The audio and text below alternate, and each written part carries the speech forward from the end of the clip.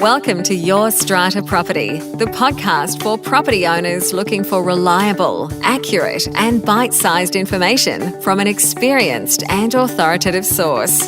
To access previous episodes and useful strata tips, go to www.yourstrataproperty.com.au.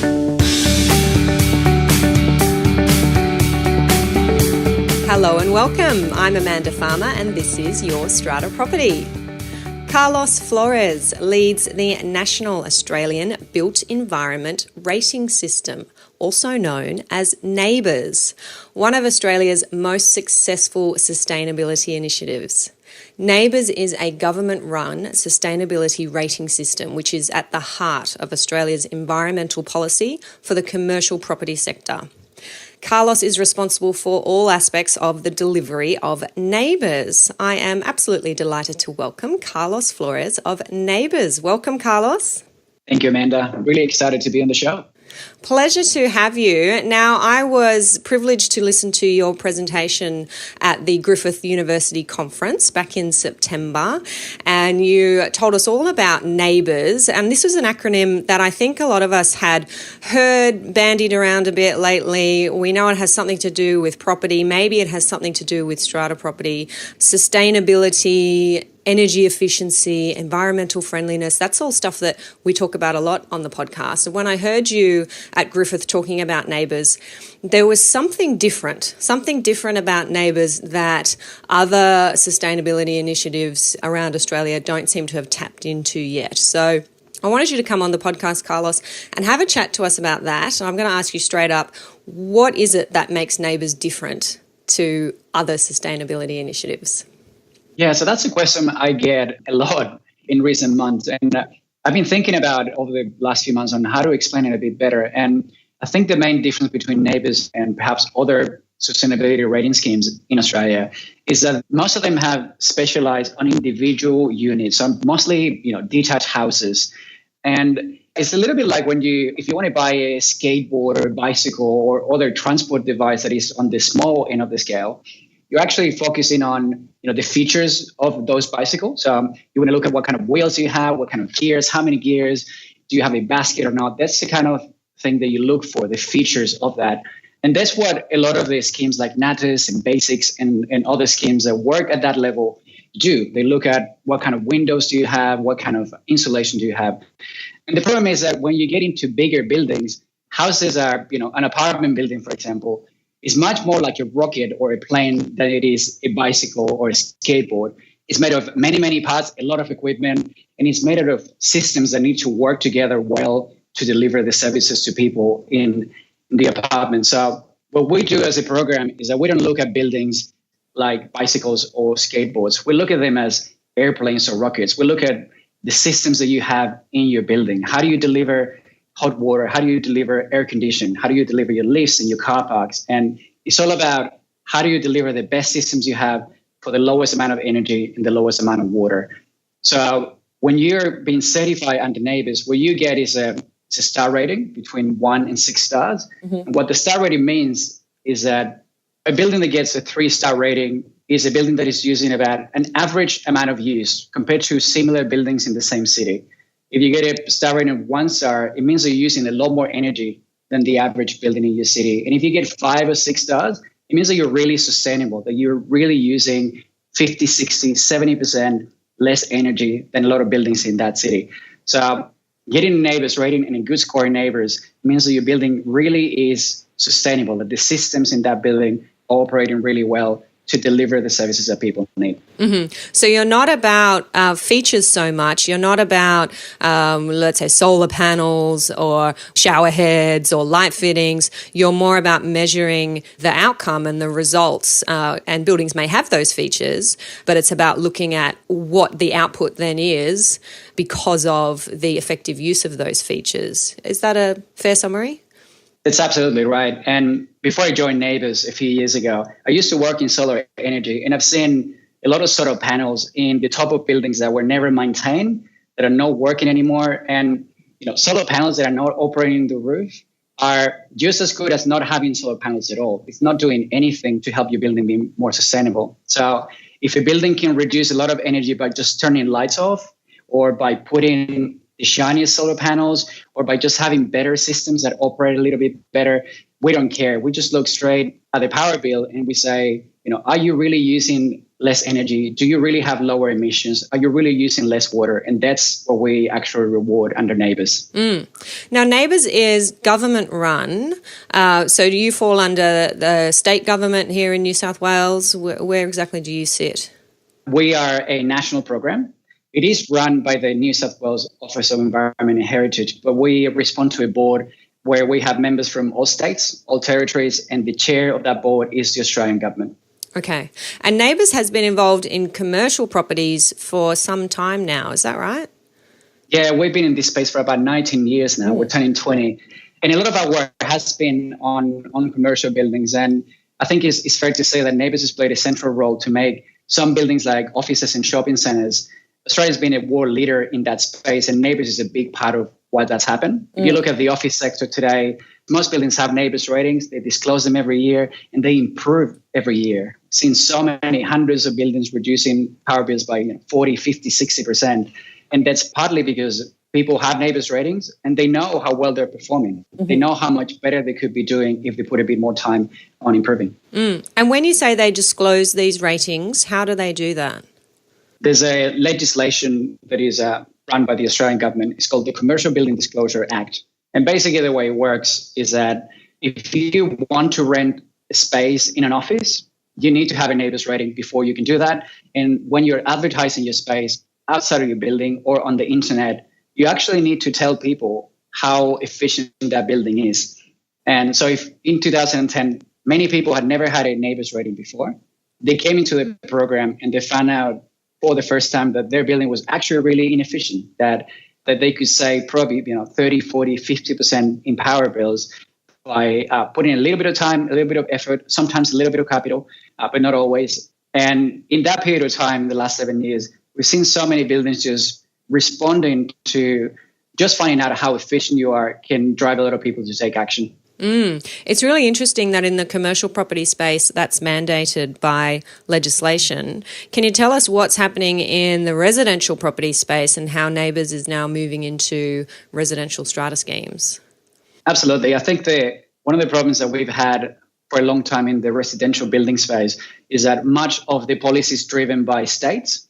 So every state has different policies for new buildings and for existing buildings. And it's been really hard to get common policies that work, in a similar manner across the country. And that's all well and good if you had if all companies that work in Sydney were based in Sydney.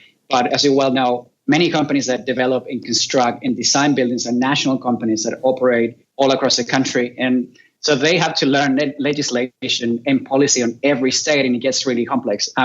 So we've heard the Property Council and bodies like the Australian Sustainable Built Environment Council asking for many years now to have more national policy and national programs that can cover in the same way, buildings in Victoria and buildings in Queensland and Perth and Sydney. And so what we're trying to do is basically create a national certification scheme that any building can do, doesn't matter where you are in Australia, and that could be used for disclosure purposes in the future. But it could also be used by people who are running buildings right now really well. There's a lot of people in high-rise apartments who have put quite a bit of time and effort into making their buildings more efficient. And right now, they don't really have any way to be recognized for that. And that's what Neighbours is all about. If you are really using less energy, you can get a Neighbours certification, which is relatively low cost, and you can promote that to people who are buying and renting that space. So is that something that residential strata buildings can do now, get a Neighbours certification? That is something that we're going to be able to do in about 8 months. We're in the middle of the development phase. And people who are really keen, in every market, Amanda, there's always people who are passionate and they're at the forefront of sustainability. And we've seen a lot of apartment buildings already in this process, doing a lot of work on solar energy and more sustainable ways. And so the tool is going to be launched in June. And it means that any building after that can be certified in Neighbours across Australia.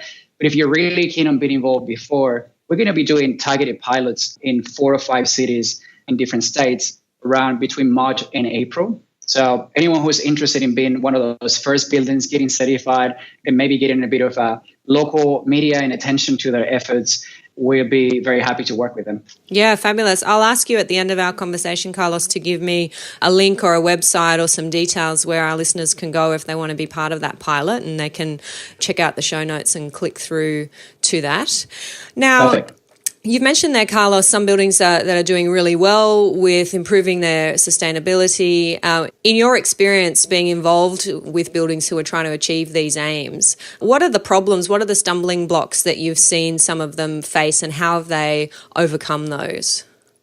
A lot of the problems that you see in high-rise apartment buildings are very similar to the problems you see in some of the other markets that we're in. So when you look at an apartment building, the common space in those buildings is so much more similar to an office building or a shopping center than it is to an individual house. You have air conditioning, you have heating, you have lifts and car parks. And so the number one problem that you're always going to see in a complex machine like that is about how those parts work together.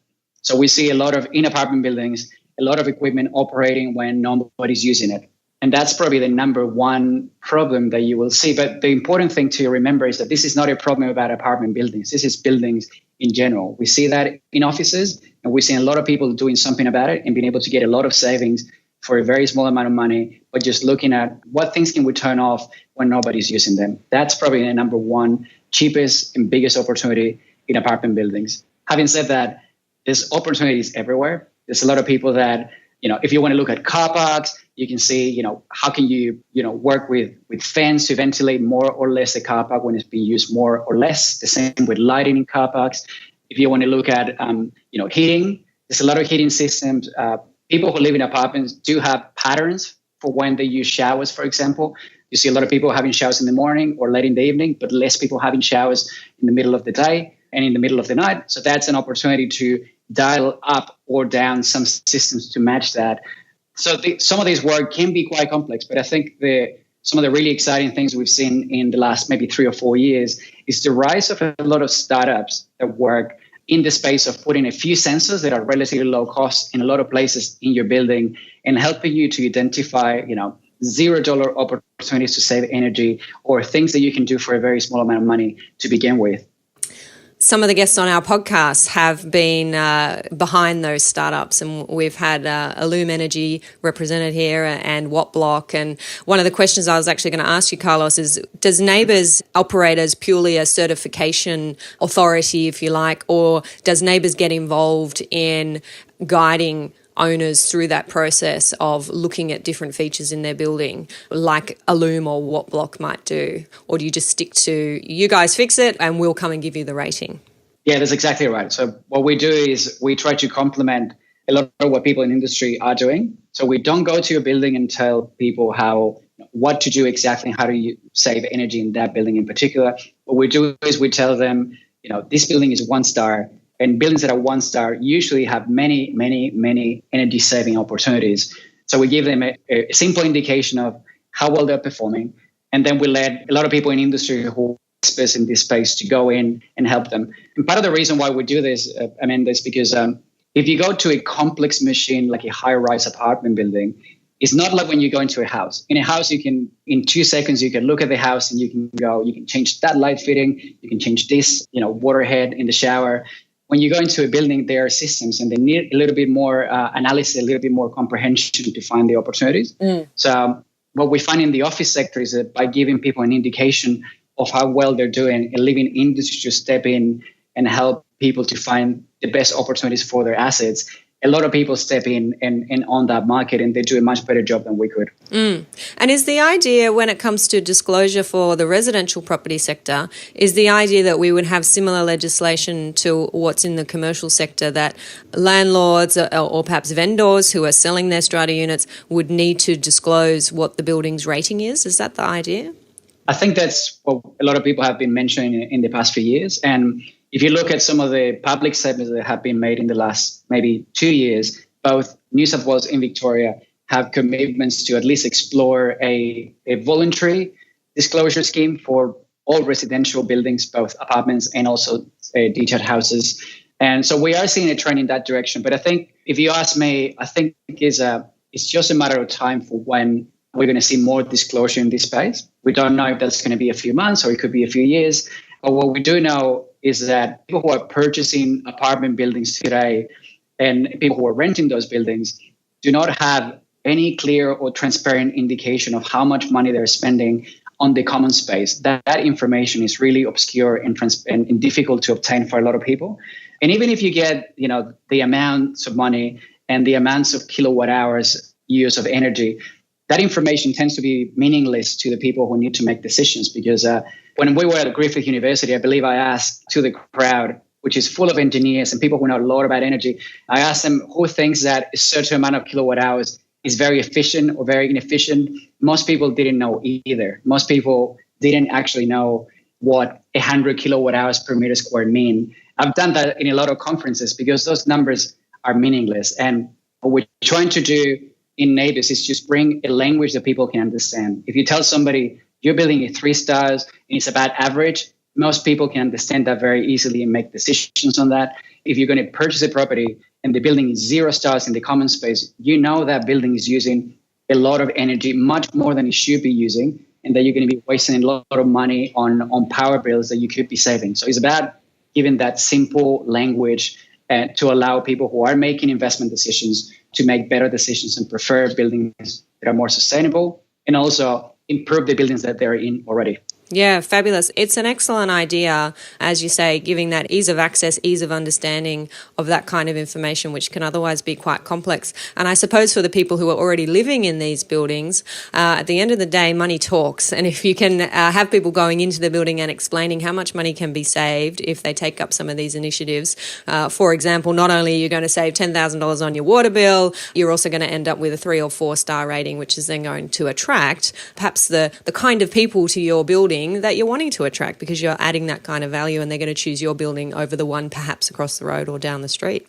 That's exactly right. And if you think about it, a lot of the financials make sense. And we've seen this change already in offices and in shopping centers. If you think about the average 2-unit apartment in Sydney or Melbourne or the capital cities, it could fluctuate between, $500 to over $1,000. It depends on where you are and how big the space is and other variables. But if you think about that, right, an apartment building that you're renting for, say, $1,000 a week, the amount of rent that you're going to collect a year is about $50,000, right? Mm-hmm. So if that building is wasting, or power bills in the common space are $500 or $3,000 a year, that actually is a significant difference in the amount of returns that you're getting. A building that is wasting a lot of energy is going to cost you, 3, 4, even 5% of your total rental income. And that has an impact on the value of that property. Mm-hmm. So we've seen that logic happening in the office sector. As soon as you have enough people certifying, those market forces do start operating, and you do see some properties getting, a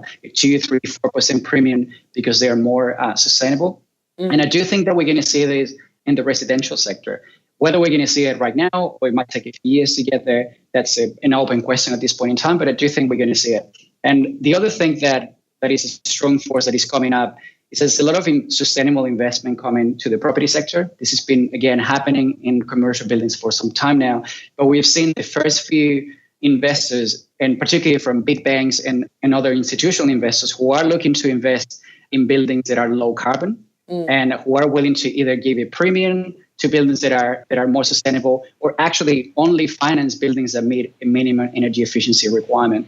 We've seen that in offices. I think, again, it's only a matter of time before we see it in residential buildings. And we've seen a couple of financial institutions that are very progressive in Australia that already have contacted us to see whether they can use NABERS targets as a minimum requirement to invest in a new development. So I think there's a few market forces that are going to come into the apartment sector, and it's really exciting because it's actually driving incentives in the right direction. Yeah, fabulous. It is really exciting, and I love hearing about that real on-the-ground impact that Neighbours is having, and I agree. I think we're only going to see it go from strength to strength over the next few years. So excellent that you're at the forefront of that.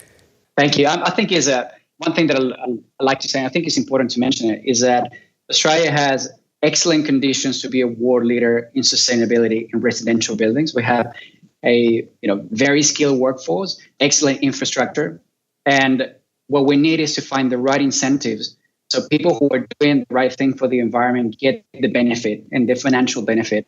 And some of the things that I've mentioned are going to give some additional incentives to people. And I think we're going to see more policies pushing more incentives in that space. And I think I'd be surprised if we get to 2020 and building an unsustainable building doesn't have some negative financial implications on it. It's interesting that you say that, Australia being at the forefront, because I was in Perth recently at a conference at Curtin University, and it was attended by property lawyers and academics from around the world.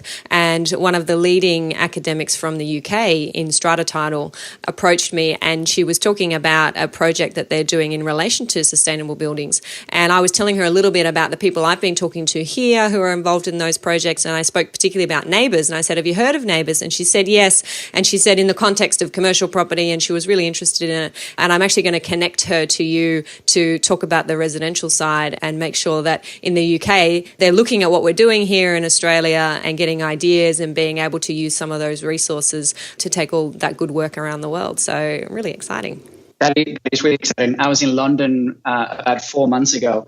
And in commercial buildings, Neighbours is quite a buzzword at the moment because we have some concrete opportunities to do some pilots in the United Kingdom. And I think a lot of people who've been working in this space for a while know very well that office and retail buildings in Australia have become much more sustainable in the last decade than the trend has been in cities like London. That hasn't been the same in apartment buildings, but it's partly because we didn't have the right policies and the right tools to encourage that behavior. And I'm really, I think my goal as a manager of Neighbours is, I think by 2020, we could see an apartment building market where a lot of people are disclosing, certifying, and improving the carbon emissions and getting rewards for that. And I think that is achievable. We have a number of people pushing in that direction, and that's the kind of incentives that can make you a world leader. And I think we could be there in a few years. Excellent. Looking forward to it. Now, we're slowly running out of time, Carlos, and I know you've got to run, but I do want to ask you the book question. What books have had the greatest impact on you and why? That's a great question because I do read a lot. It's really hard to pick a winner, but one book that I love is called Creativity Inc.